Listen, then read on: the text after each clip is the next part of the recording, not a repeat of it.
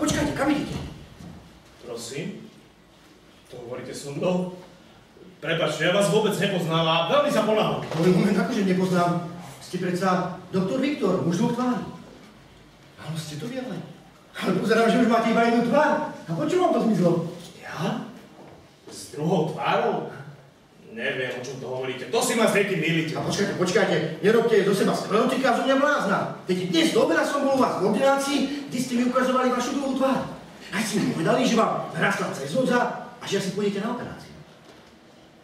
Ach tak. Už si spomínam. Vymyslíte toto? Prepáčte.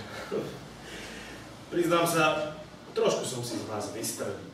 Chcel som vedieť, ako funguje táto žartovná hračička. Používam ju k spoločenským účelom, k reprezentatívnym účelom. Hovorí sa tomu spoločenská tvár. Je to absolútna novinka na trhu. O chvíľu sa z toho stane módny trend, uvidíte. Dostal som ju v jednom obchodíku, urobili mi ju na počkanie. Dostal som k tomu ešte nalepovací úsmev a paroli na gumičku gratis. Ale ja už teraz naozaj budem musieť ísť. Nehľadajte sa. Dovidenia. Spoločenská tvár. Počkajte, kam idete? Stojí 200. Majte sa. A počkajte, mňa ale zaujímalo, že či aj ten kufor máte k reprezentatívnym účelom. Nie, to je jednoducho kufor. Normálny. Aha, takže normálny kufor. A nepríde vám divné, že môjmu priateľovi sa stratí telo a ja vás tu na druhý deň stretnem takou úplnou náhodou s takým úplne obyčajným kufrom. To je ručná ulica a okrem toho je tu blízko stanica. Je úplne normálne, že sa tu občas niekto prejde s kufrom. To otravujete každého, kto má kufor, či čo? Ako, prosím vás, nezahovárajte, hej? Je jasné, že ľudia tu majú kufre, ale ten váš je na najvyš podozrivý. Čo nemáte? Hoďte, som slobodný a čestný občan a tým právom plne chcete vedieť, čo mám v kufri. Slobodný a čestný občan, vy s tou falošnou tvárou? Možno sú ľudia falošné. No dobro, keďže ste taký slobodný občan, ako vravíte, potom by ste mali mať čisté svedomie a nemalo by vám vadiť mi ukázať, čo máte v tom kufri. Otvorte ten kufor, dám zavolám políciu! Dobre. Tak vy chcete vedieť, čo je to za kufor? Áno, chcem vedieť, čo je to za kufor, ktorý má nohy, no. Je to chodiaci kufor. Chodiaci kufor? Také čosi? No to je tak, že to je teda praktická vec, že? Ono to šipne akože ľuďom ruky. Ja sa vám ospravedlňujem, že mi to hneď neprišlo. A čo máte vnútri? Spievajúci kabát? Alebo tancujúcu metličku? Alebo daj žmúrkací ponožičky, čo? Prečo nechodí? Nechcete mi povedať, prečo ten kufor nechodí? Pretože je polámaný. To ste si teda vymysleli, vyhovorkno, polámaný. No nemám to ja smolu, mám jedinečnú možnosť vidieť takú vymoženosť, ako je chodiaci kufor a polámaný. A nedalo by sa to nejako popraviť? Ja by som sa vám to pozeral. Nie, je naozaj polámaný. Viete, kúpila mi ho snúbenica v jednom obchodíku na tržnici. Bol to taký balík. Tento kufor chodiaci a k tomu bola stolná lampa, ktorá brhá strašidelné tiene. No ale viete, ako to chodí s týmito vecami z tržnice. Kufor, tak ten prestal chodiť hneď, ako sme z neho odtrhli cedulku. A lampa, tak tá síce brhala strašidelné tiene, ale len vtedy, keď sme na ňu zasvietili. Sama ani nebrikla. Nehnevajte sa, prečo ja naozaj budem musieť ísť. Počkajte, ale tento naozaj zaujímavo. Možno len zasiklo tento cicik, kvalite.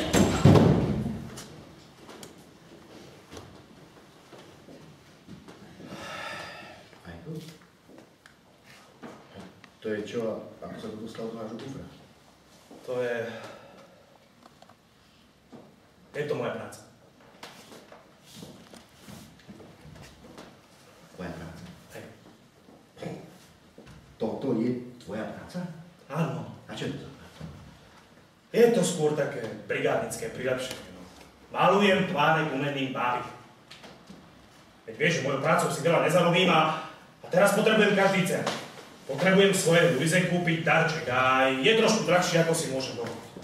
Rozumiem. Ale čo, kto je to Luisa? Moja priateľka, predsa. Tvoja priateľka? Tvoja priateľka je predsa Susan. No tak si ju volal, keď ti sa telefonoval. Fred. Ty zase nič nevieš.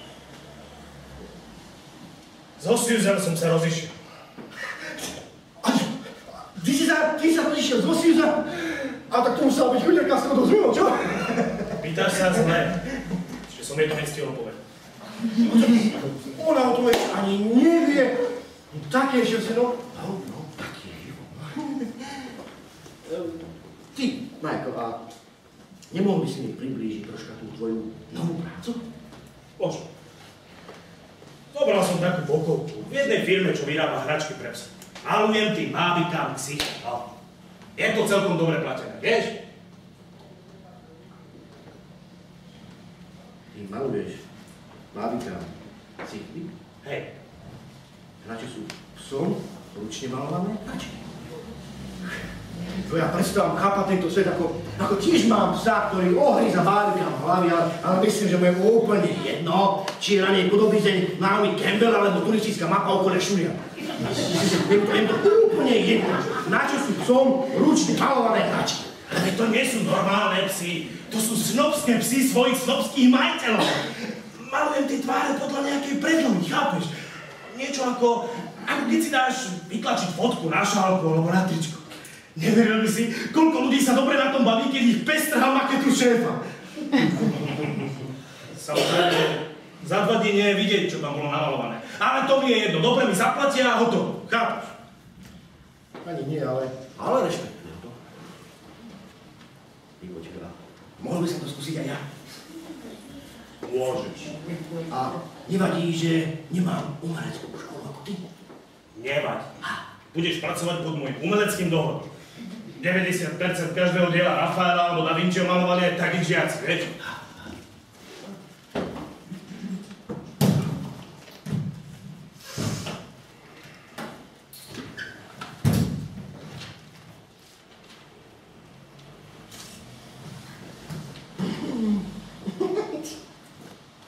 Ty, Michael, počul si už o chlapíkovi, ktorému doktori prišli prasacie uši omylom, samozrejme, a jeho dcere sa po rokoch narodil syn, ktorý až do svojich 6 mesiacov krochkal. Sorry, Fred, ale to som naozaj nepočul. Nie, človeče, to výborný príbeh. Píšu o tom posledných dotykoch v a je to celá dvojstránka. Fred, nehnevaj sa, ale podľa mňa by si sa mal venovať užitočnejším veciam a nie zbierať nejaké nezmyselné príbehy s dotykov temna, alebo ako sa ten bulvár vlastne volá. No počkaj, aký bulvár? No dotyky temna sú náhodou seriózne vedecké periodikum. Píšu to samé vedecké kapacitas. A okrem toho, o tomto príbehu písali aj v dennej tlači. Schválne si skús nájsť Monday Times z 5. júla 1917. To je predsa úplne jedno. Hovorím ti, že by si sa mal venovať užitočnejším veciam. Hej, a čomu? Čo ja viem, niečomu normálnemu. Aha, ale ty máš na mysli strihanie nechtíkov a malovanie vláskov bábikám pre psy. Nebuď sa neznesiteľne vtipný, dobre? Samozrejme, že ma táto práca nebaví a nemôžem povedať, že by ma to nejako naplňalo, ale aspoň mám na nájom a zostaneme aj na darček, vieš? Jasne, chápem. Aj ja by som bral takú prácu, keby mi ju niekto povedal. Je to posilovač paží. Čože? No je to posilovač paží. Už dlho si ho chce kúpiť a je to celkom drahá vec, vieš? Chcel by som jej urobiť radoť. Keď som mal narodeniny ja, kúpila mi raketu a štvrťročnú permanentku na stôž. Pokom, že ju nemôžem odbiť nejakou lacnou poéziou. Tieto veci pre kvalitné športové vyžitie sú jednoducho veľmi drahé. Človeče, v tejto chvíli začínam chápať výraz termínu a robiť veci poriadne. No život je taký krátky a paži si vyžadujú toľkej starostlivosti. No každý deň, ktorý som nevenoval svojim pažiam, od dnešného dňa považujem za totálne stratený čas. Môžem ti niečo povedať? No? Vás série s tým tvojim okázalo inteligentným sarkazmom. Prestan sa tváriť ako hovno Apolónovo. Je otrasné, ako pohrdavo pozeráš na všetkých ľudí okolo seba, ktorí nie sú rovnako trhli ako ty. Luisa sedí denne 10 hodín v kancelárii. Je pochopiteľné, že najlepšie relaxuje pri športe. Pri tom jej sedavom zamestnaní sa to aj tak inak nedá, vieš? Prepáč, či som sa ťa dotkol, no. Ja sa na nikoho nepovyšujem, len mi nepríde dvakrát zmysluplné 10 hodín denne učiť svoje paže na kancelárskej stoličke, a aby som si zarobil na posilňovač paži, to je potom večer, tie moje paže z toho mučenia môže dostať, no. Tak tebe to nepripadá zmysluplné, aha? A čo ti pripadá zmysluplné, aha? Rozhovory s Oliverom? A Oliver je trošku cholerik, ale to sme bez chyby, že? Fred, hovorím ti, že priateľstvo s hlavou na tyči trošku presahuje hranice nevinnej zábavy. Pozri sa už konečne na tú svoju hlavu. A som no ja viem, že som zlá, to sme už hovorili aspoň 100-krát. No som no a čo? Nič také ti nehovorím. Hovorím ti, aby si sa pozrel na tú svoju hlavu v zrkadlu. Na čo, prečo? Pretože keď sa pozrieš na tieto miesta, chalán, tak zistíš, že toto sú kúty. Ja kúty? Ale kdeže to je blbosť? Ja žiadne kúty nemám. Ale máš a poriadne vykrojené. Z toho sa nevykeca. No tak možno mám, no také úplne malinké, také ešte z detstva, také detské kútiky, no. Ale vždy lepšie, ako vypadať ako ten chlapík z Wisconsinu. Predstav si, že mu zarastá celá tvár. No musí si hovoriť, čo? Aj nos? Tam dosť, máš kúty a poriadne vykrojené. Vieš, čo to znamená? Že už si chlap v zrelom veku. Kedy sa už človek pozerá pomedzi prsty, ale mu život nepretiekol pomedzi prsty. Ale ty nie. Ty sa budeš hrabať v tých svojich nezmyselných príbehoch. Hýbať sa v tom svojom bizarnom svete a o nezmyselných ľuďoch. Vieš čo?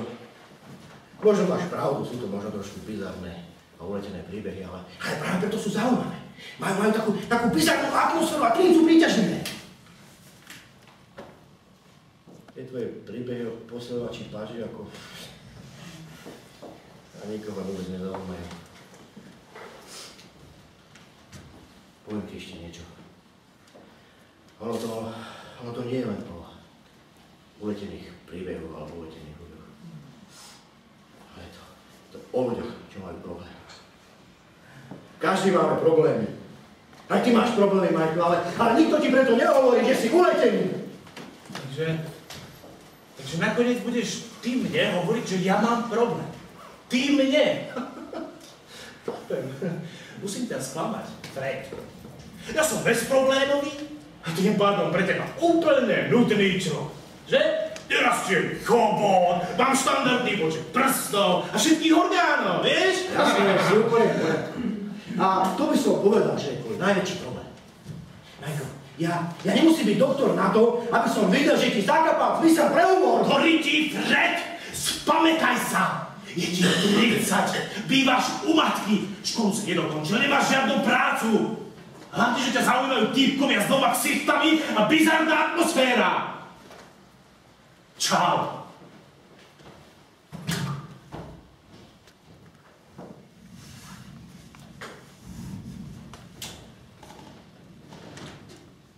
Mal by si nájsť nejakú žensku, alebo niečo také.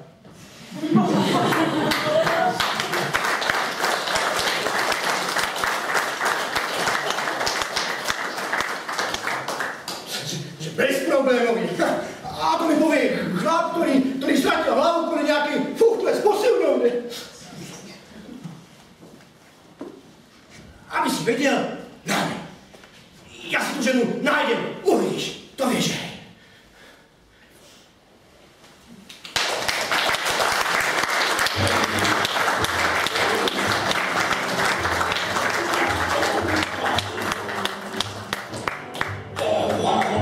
To go insane. I'm all alone. I smoke my friends down to the filter. Well, I feel much cleaner after the rain.